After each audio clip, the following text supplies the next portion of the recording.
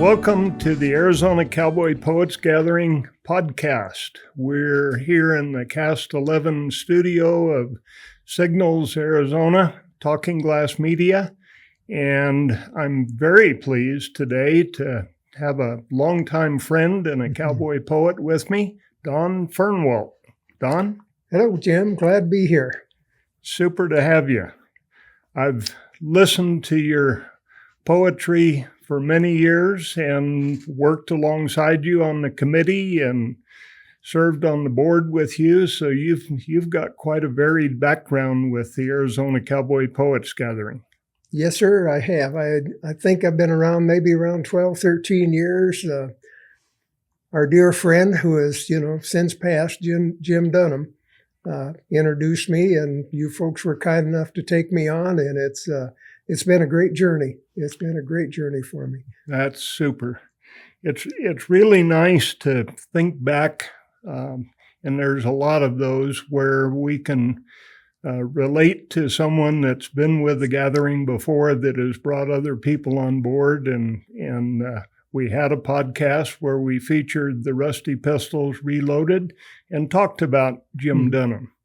And he was a great friend and a wonderful musician too. Don, we're looking at the gathering coming up real quick. Aren't we? August 7th, 8th, and 9th at Yavapai College here in Prescott, Arizona. And what's your part in the gathering going to be this year? Well, fortunately, you folks have invited me back for another year to perform, so that's part of it. But the working side of it is the Merkantile that I chairman along with my wife Roslyn, and she's probably the bigger part of it. I'm just the figurehead, I guess. But the Merkantile is set up at the entry of the Jim and Linda Lee Performing Arts Center. As the patrons come in, and we display all kinds of printed and vocal CDs, DVD, thumb drives, you name it, of the performers. So they're there to sell. They're there for the folks to take memories home. Yep. Take them home and enjoy them for a year and come back the next year. Oh, definitely. Yep. And we find most people that have been there once, they can't wait to come back. I found your comment interesting. You said the work of it is working the Merkantile, and cowboy poetry is not work to you, it's a love. It's a love. Yeah, it's not work. I have to admit, before performances or doing events, I think, why am I doing this? But once I get there, it's like, I know why I'm doing this, because I love telling the stories. And like you say, it's part of me. It's who I am. Nice. And speaking of love, you have a poem about a love affair. Yes, I do. Would you do that for us? Yes, I will. And it's called A Love Affair. And as I tell people, it came straight from my heart. The very first time we met, she unknowingly captured my heart. I longed for the day that I'd return, not bearing to be apart. Her beauty was stunning, our possibilities limited only by my imagination. I'll admit, I was smitten, could not quell my fascination. I've had this 50-year love affair with my mistress. Let me explain, and hopefully you'll understand, I trust. Her day of birth occurred February 14 in the year of 1912. Fragrance of spring wildflowers on her skin aroused my sense of smell. Rays of the early morning sun cuts through her dust in a corral. Dust created by men and horses as we put on the morales, preparing for a busy day of work that will take us through her soul, checking on cattle in the foothills, in the mountainsides thin with snow. Our journey will take us to the high country as we ride beyond the swirls. We may spot a horny toad, a Gila monster, or a tarantula hawk in her arroyos. Amongst your antelope, elk, mule deer, and lions, we have mixed our cattle. Maintaining a perfect balance with them will always be a constant battle. A battle I face willingly to reap the fruits of your land as I navigate your extreme heat, bitter cold, floodwaters in quicksand. Your waterfalls and sunsets are so stunning that they take my breath away. You have captured my heart and soul, and I am here to stay. Arizona, I am not your native son. I have chosen you as my own, and I will always love you till the good Lord calls me home. Thank you. Thank you, Don. Yes, sir.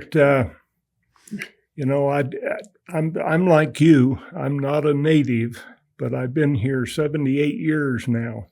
And I love Arizona as you do, and I love the way you describe Arizona in that poem. It's very, very nice. Thank you. Something about cowboy poetry that we hear a lot. I say hear it because we're blessed with having the Arizona Cowboy Poets Gathering and having cowboys get up on stage and in breakout rooms and day sessions and recite poems about the life they love, sometimes the hard work that they do, sometimes the challenges they face, but all of those things add up into real life experiences. I will admit I've heard some embellishment from time to time, but it wouldn't be a good story without a little bit of that now and then, Jim. I think maybe even you do that a time or two. Oh, now come on, Jim. I was visiting with Jim Jensen this morning, our board president, has been for several years now, and talking about our commitment to the gathering and our love of the gathering and our love of the people that help us put it on, all of the many volunteers. We have over 75 now that work basically all year long, some going like a house of fire and some kind of casually in their activities during the year. And then during the gathering, they get real busy as you do at the Merkantile. Yes, sir. I'm not sure how you find time to do the Merkantile and do some poetry too, but I'm sure some of that is with many of our members is due to having a loving wife who helps you in everything you do. And I know Roslyn does that for you, and Barb does it for me. Yeah, Roslyn's definitely my rock. Definitely. You have you have a couple of books out. Tell us about those. Yes, sir. Well, my first book, I really kind of said that was going to be my first two, the first and the last, because it was just so much work. And I can't really say that's cowboy poetry. It's just poetry, maybe written by a cowboy, I guess, or from that perspective. We were having I think it was our 50th high school class reunion. And somebody came up with an idea that, hey, wouldn't it be kind of cool to write some poems about when we were kids in school? And so Roslyn, she contacted a lot of our classmates and said, hey, tell us some stories as you remember it when we were kids. Mm-hmm. And so anyway, we got that information, and then I took that information and turned it into a poem. And so anyway, that was the first book. And in fact, we had a classmate that wanted to be totally involved in it and said, I'll foot the cost of it. And so anyway, so they foot the cost, and we distributed a book to each one of our classmates, which was 120, I think. So, and like I say, I thought that would be my first and my last. And then one day we sat down and did it again. Then I put together a cowboy poetry book called Straight from the Saddle, And it's all of my poems, with the exception of about a half a dozen that were either gifted to me. One was gifted it to me, but Jim Dunham was one. He had written called Cow Punching Don't Pay. Mm-hmm. And he flagged me down one day and said, I got a poem I'd like you to have. And I was very interested in, so I did it, wrote it down and memorized it and all that kind of stuff. And I've had I had a guy by the name of Joe Farmer. Actually, his wife came up to me after one of our day sessions and said, my husband wrote a poem, would you take a look at it? We'd like you to have it. And again, I don't take poems from, I say anyone, but I look at all poems because I'm always looking for new stuff. Mm-hmm. And, obviously along with my own writings, but I tell the folks, I'll be happy to look at it, but it's got to fit me. It's kind of got to enter my heart and come back out again. And I think that's true with all cowboy poets, is that they listen to a poem, hear a poem, or they write a poem from their heart. But oftentimes it's a poem that kind of jogs a memory. Yes. Or reminds you of something that you go, gee, that's a neat poem. Or it could just be a new thought that you listen to it and say, I never thought of it that way. That's good. There's one such poem, and I don't know who the author is on it. I can't identify specifically who it might be. I've had some suggestions that it might be, but it's called Silver Bells and Golden Spurs. And it's basically about two cowboys competing against one another. And I looked at that for about 3 or 4 years, and it made no sense to me. And I kept looking at it again and again, and I thought, man, that reminds me so much, and a good friend of mine, that we're always competing against one another, trying to be better than the other guy. And so, at any rate, obviously I memorized it and kind of dedicated it to him. But like you say, that it just jogs something in your mind, or gets you feeling something that's good. A few days ago, I was moving some books from one bookcase to another bookcase, and it gave me the opportunity to look through authors and titles. And I have a pretty good bookshelf of cowboy poetry poems. I understand you do. and some are from way back, long time ago, even written before my active involvement in cowboy poetry. But I got exposed, I'll say, to cowboy poetry when I was invited by Sally Harper then, because she was a young girl and I was a young kid, and got invited to join their extended family at a family barbecue, and they did some cowboy poetry and some cowboy music, and that really got my interest even back then as a child. And then I didn't have much opportunity to be involved in it or do anything until the Arizona Cowboy Poetry Gathering evolved here in Prescott. And we were, I think, the third cowboy poetry gathering in the United States to formally call ourselves a cowboy poetry gathering. Oh. And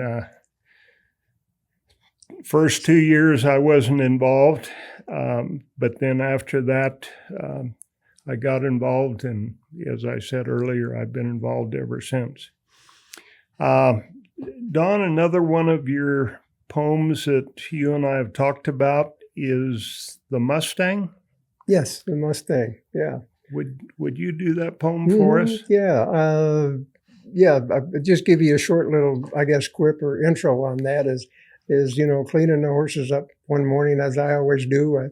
I was looking to the east and, down the dry creek bed, and the sun was coming up, and I thought, there's got to be a poem down there somewhere. So this is what came out. It's called The Mustang. As I looked down the draw into the face of the early morning sun, I saw a bay Mustang debating if he should stay or run.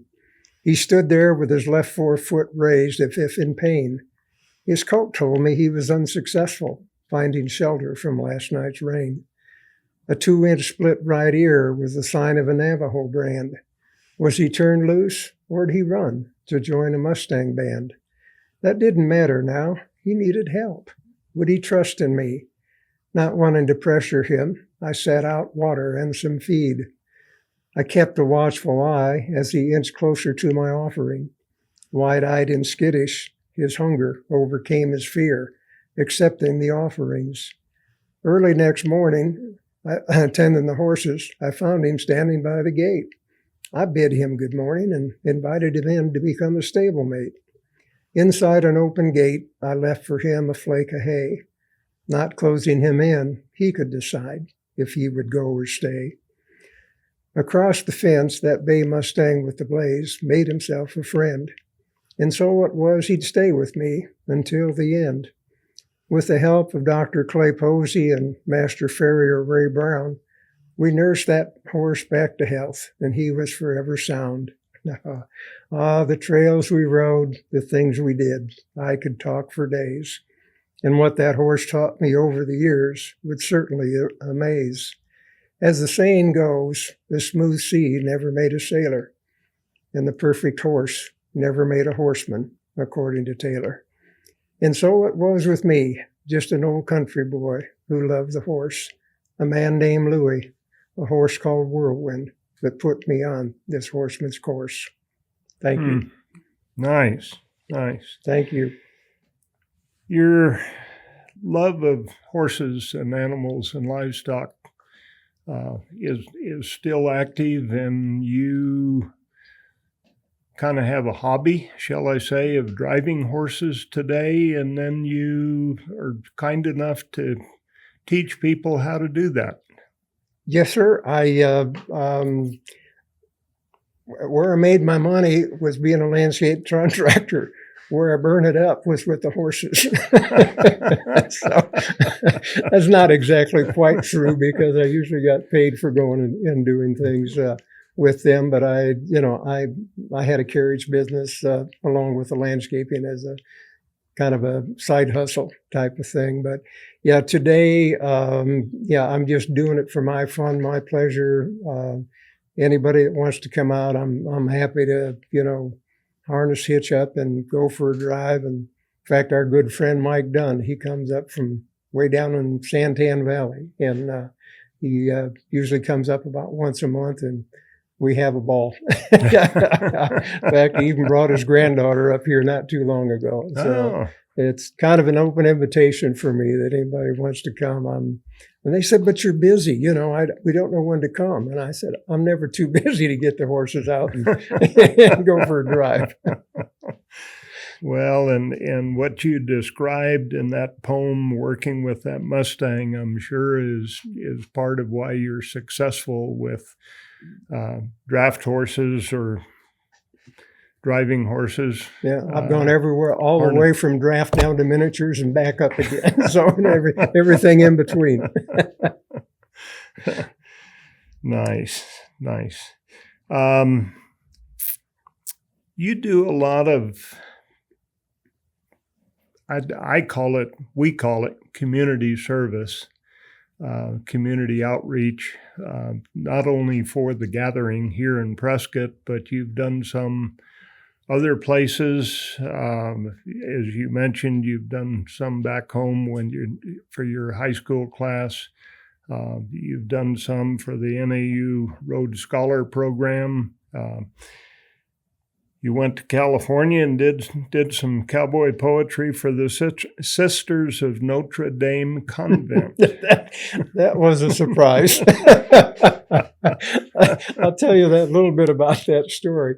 Is my wife's sister-in-law is a nun. She has since passed away, but she got word that she was ailing and her time was near. And Roslyn said, I've got to go see her. And I said, you're not going without me. I'll go with you. And I envisioned, going over there and seeing this lady in the habit, laying on her back in bed, And anyhow, we walk in, she's, dressed in street clothes, but sitting on the edge of the bed and just bubbly and happy and all that kind of stuff. And she and I hit it off. I mean, like we'd known one another for years, and I don't know why. But one thing led to another, and the poetry thing came up, and I did a poem for her that was very comical. And she said, oh, my goodness, if I can get permission from the, whether it's the mother, sister, or, she said, would you come back tomorrow and do a show for us? And I said, well, yeah, I guess I can. And she said, and you got to do that poem. I said, that one? And she said, yes. So anyhow, that's what happened. We came back, and it was, I say strange, but we did. I say we did, but Roslyn and I came back, visited with her. And I did about a half an hour show or something. And when I started out, they were looking at me. And after about 2-3 minutes, it was like this, and then it was. And anyhow, we got through, and it was what I thought a polite applause, and we left. And we came back the next day to see Roslyn's sister-in-law and basically say our goodbyes.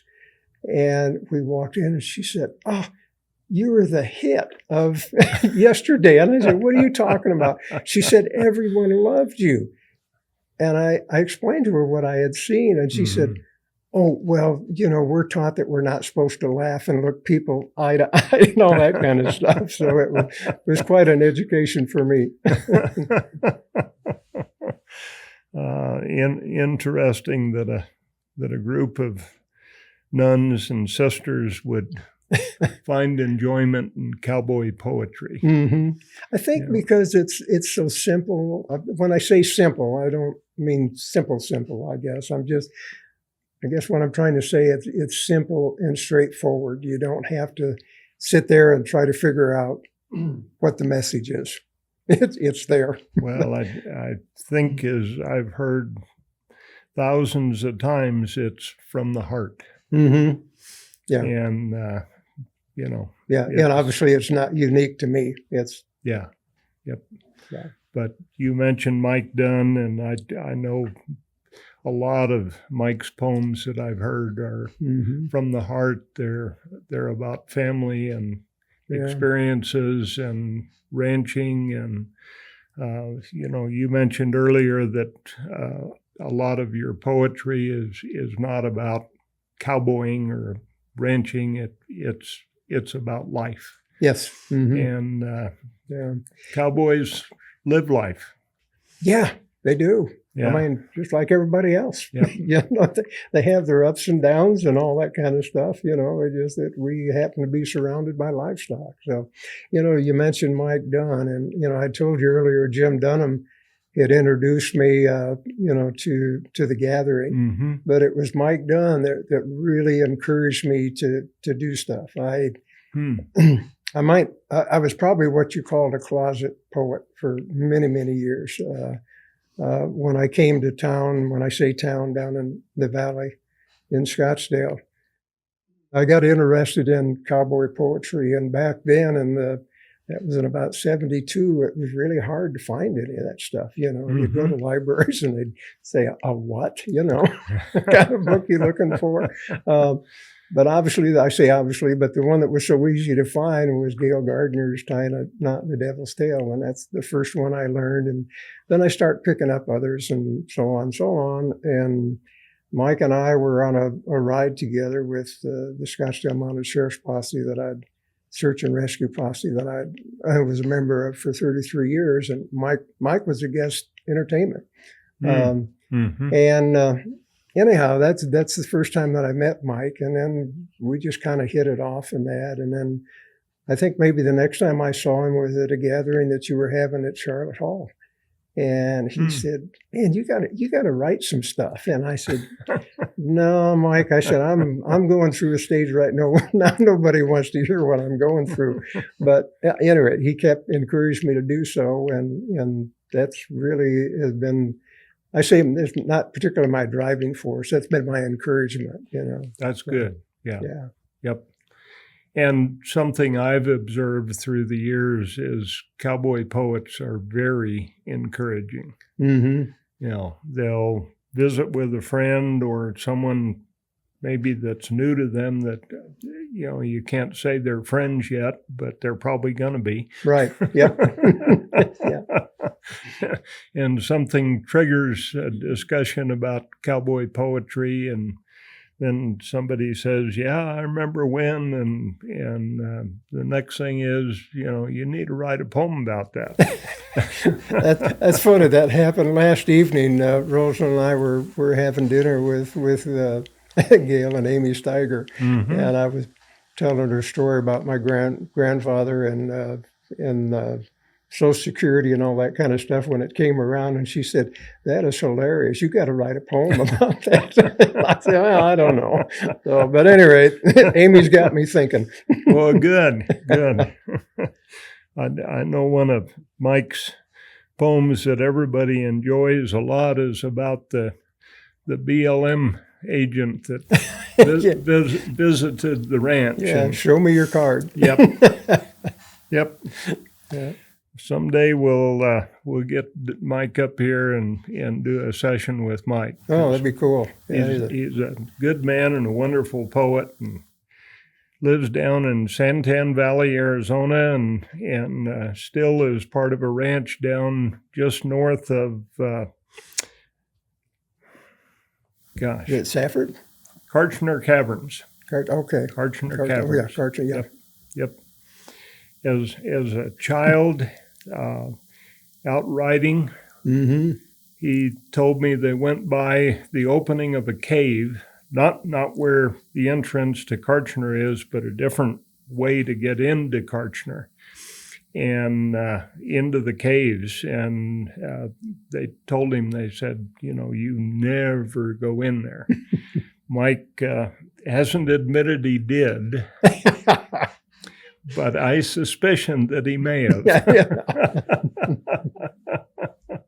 And I know Barb and I have been down to Karchner, and we've seen the footprints in the mud from way, way, way, way back when the first. So you're thinking one of those prints might match Mike's foot? Huh? I could.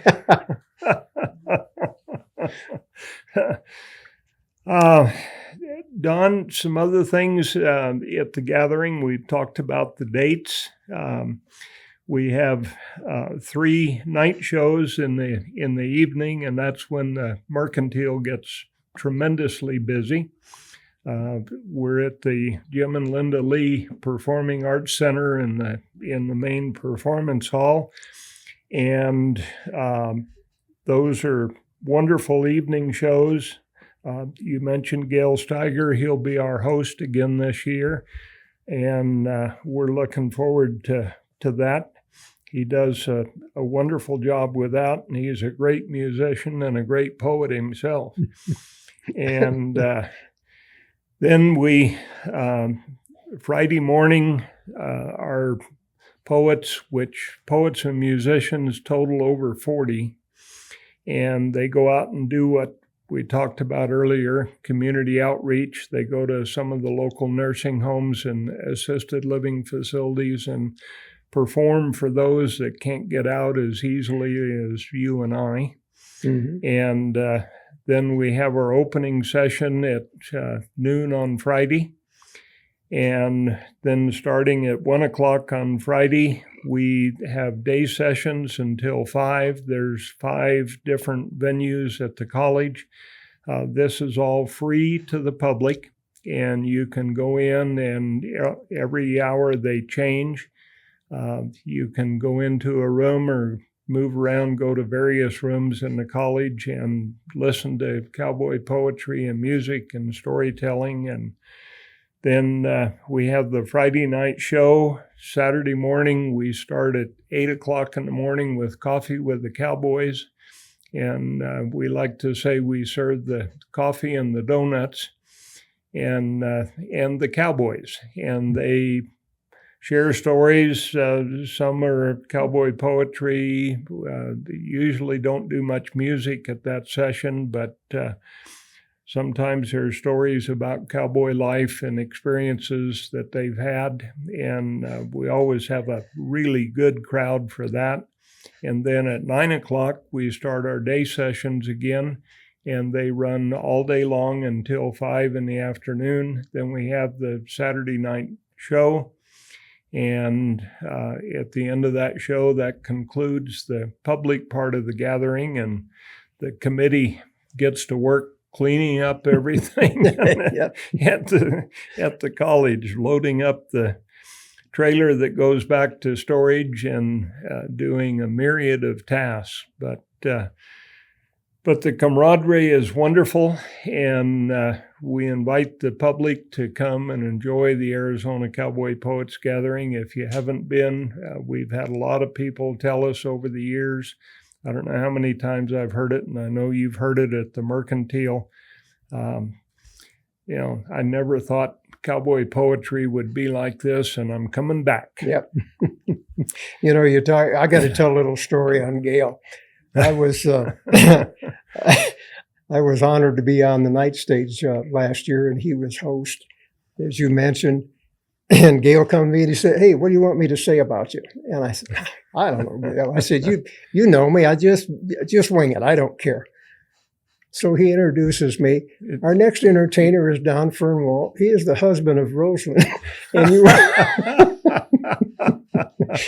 who makes the best carrot cakes in the world. So, and I don't know, he just went on and on. So I hope Gail's watching this. And that's the truth. I didn't say he was lying. I just said he forgot all about me. But I'm happy to ride her coattails, I tell you. I've been honored to eat some of those. Yep, they're good. Don, another poem of yours, Still a Kickin'. Would you share that poem with us? I will. In fact, it was you and probably Chris Nelson that prompted me to write this, because you guys put me in a section called Still a Kickin'. You never told me that. Yeah, well, so this is what I came up with. Back in what I thought were my younger days, for weddings and parties, a livery business, I started for pay. I would need horses and carriages, then the training I could start. 6 matched silvered apples in a carriage would make this turnout look so smart. Finding 6 matched horses is not particularly an easy task. Energized by the challenge, I set out to do it fast. So one by one, each horse and carriage was procured. And when each horse was broke to harness, I was relieved, that's for sure. Well, the horses are almost unflappable and ready to go. It's off to a birthday party and put on a show. 13 screaming 9-year-olds. Oh, what a sight. I hope the horses stay calm and don't revert to flight. Well, the first load went so well, I let the mother drive. How was I to know that would cause a situation to arise? Several trips later, a little girl sitting by my side struck up a conversation, asked if she could drive. I told her no, explaining my cowboy logic, a little sleight of hand. "Why not?" she said. "You let my mother drive. I just don't understand." I thought she had me, but then my response was quick. "When you become a mom, I'll let you drive," was my quip. She looked me straight in the eye and said, "By then, no doubt, you'll probably be dead." Now 20 years have passed. In my brain, I am a pickin', trying to find that girl to let her know I'm still a kickin'. That is a true story, Jim. I mean, I didn't embellish on that at all. It amazes me because I've dabbled in trying to write a poem a time or two and given up. And that you all can gather those thoughts and the right words and add a little humor and bring a tear to the eye and sometimes make us gasp. Again, back at the gathering at Charlotte Hall, before I was ever involved, was there, and you folks had Waddie Mitchell, and I went to one of his a seminar that he was putting on, and of course he was talking about you read and read some more, but he said then you write and you edit and you edit and you edit, and very few of my poems, as I'm sure there are with all the other poets, that they don't come easy. You write it down and you keep jiggling and juggling them. And again, thank goodness for Roslyn, because when it comes to computers and typewriters, I am no good. But I think I have something, and I say, hey, would you type this out for me? And inevitably I'll go back and say, hon, I'm sorry, could you maybe kind of change this around a little bit or that? And I'll tell you, the number of years that I've been doing this, she has never once got cross with me. She just said, yeah, I can do that. That's no big deal. Yeah. So, well, one of the blessings of computers is that it's easy to edit. Well, it might be for you and her, but it mightn't be for me.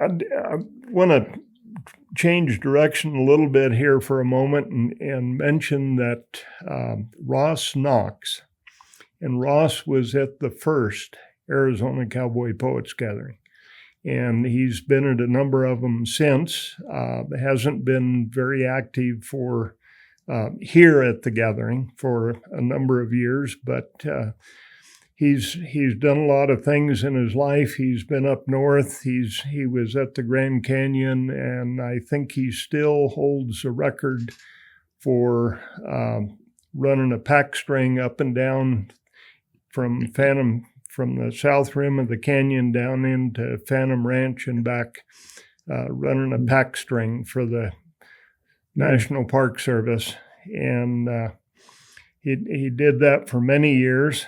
But we're blessed that he's moved back to Yavapai County, living down in Skull Valley, and he's going to be back at the gathering this year. Oh, so that'll have to be sure and bump into him. Yes. That'll be a nice reunion. Mm-hmm.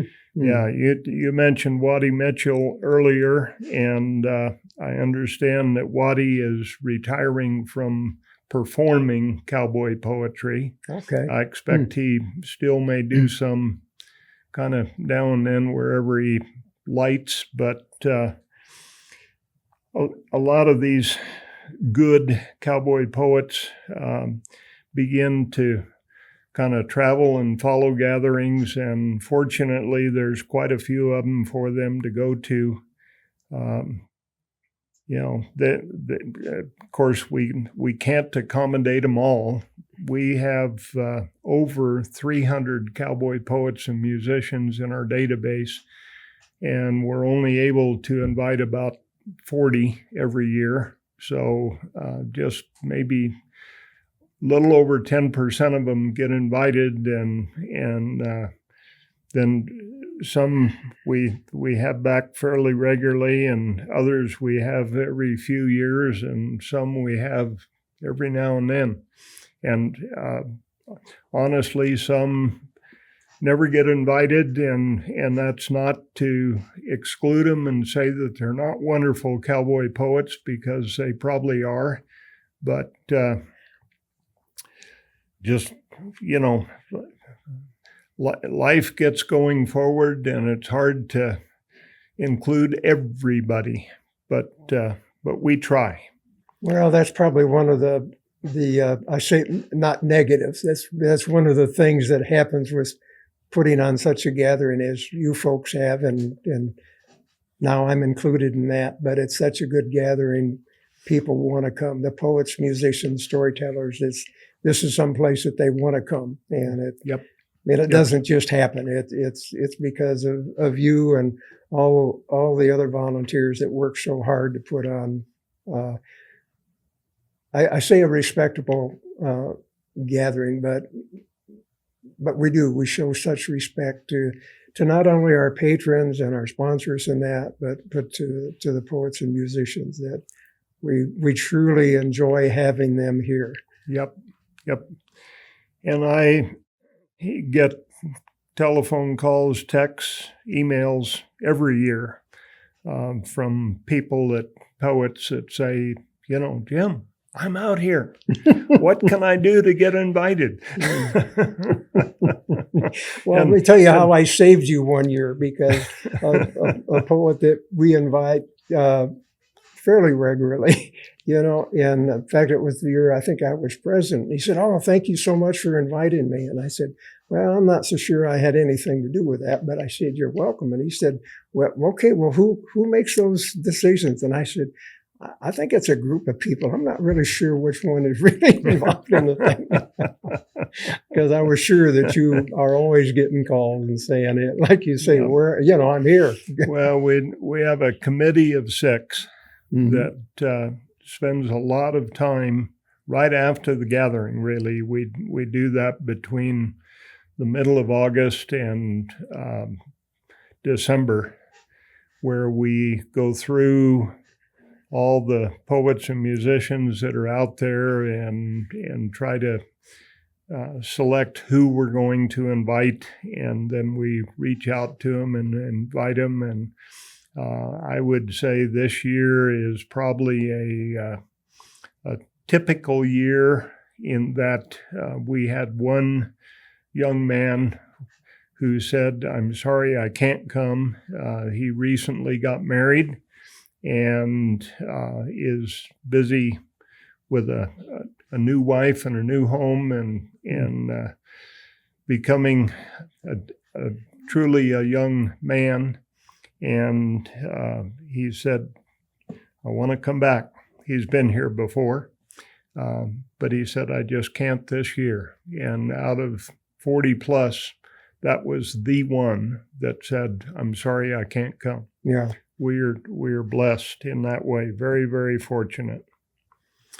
Don, another of your poems is Horizontal Hanging. Yeah. Share that with us, if you would, please.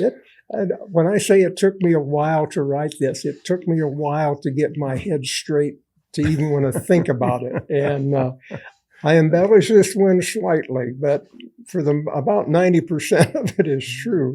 But I got caught in a flood back in 2017, and the reason I got caught was I was not only trying, but I was able to get the horses out, so we saved them. And any rate, I say banged up. My bones got readjusted a little bit, and my wife said, "You need to go to the chiropractor." And I said, "You know how I am with them. I can't relax when they're about to go." And anyway, as most of us, all of us happily married men know, we succumb to what the wife wants done. So Yep. Anyway, I came up with this horizontal hanging thing. And like I say, it took me about 3 years before I could even sit down and think about it. So it all started in July of 2017, shortly after the Goodwin fire. Now, this story is mostly true because I'm not much of a liar. 2 storms had come together about 5 or 6 miles up the creek. The rapid flow and rising waters was of concern, making my knees weak. But then the waters started to recede. With joy, I let out a shout. Halfway to the house, I heard, "Water's coming in. Get the horses out." Without my wife sounding the alarm, the horses surely would have been lost. It was my sole responsibility to save them, no matter the cost. With the help of my neighbor Tammy, the horses were taken to higher ground as the water roared by at 50,000 gallons a minute, making a horrible sound. I found myself trapped amongst some trees, water up to my chest. At age 76, climbing trees is something I no longer do best. I heard, "Get a rope, save the cowboy." Who it was, I do not know. Apparently, they couldn't find a lariat, so they threw me a garden hose. No self-respecting cowboy would stoop so low. I had my pride. Then I heard the Lord, "Cowboy, I'm trying to save your hide."